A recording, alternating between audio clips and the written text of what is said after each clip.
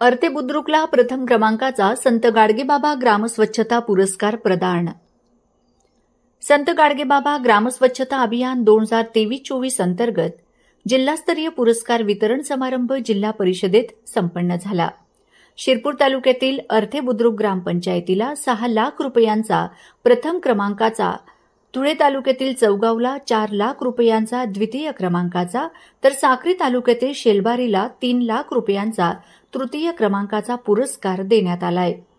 तसेच मांडळ तालुका शिरपूर, अर्थे बुद्रुक तालुका शिरपूर व अंजन विहिरे तालुका शिंदखेडा या ग्रामपंचायतींना विशेष पुरस्कारांनी गौरविण्यात आले।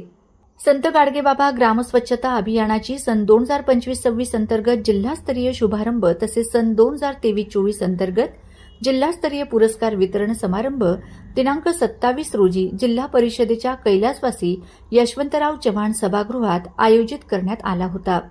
यावेळी अध्यक्षस्थानी जिल्हाधिकारी भाग्यश्री विसपुते होत्या।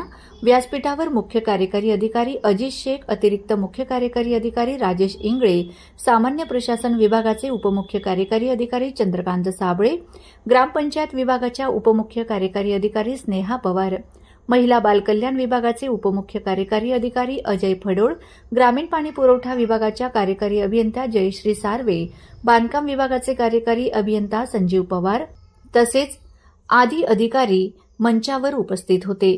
यावेळी संत गाडगेबाबा अभियान सन 2025-26 ची अंमलबजावणीची घोषणा देखील करण्यात आली।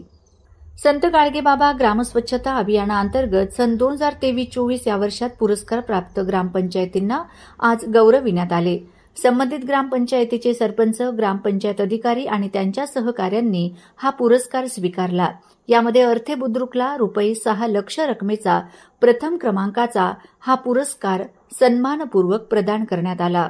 याप्रसंगी बोलताना मुख्य कार्यकारी अधिकारी अजित शेख म्हणाले की शासकीय योजनेची अंमलबजावणी करताना सांधिक प्रयत्न आणि लोकसहभाग असेल तर यश हमखास मिळते।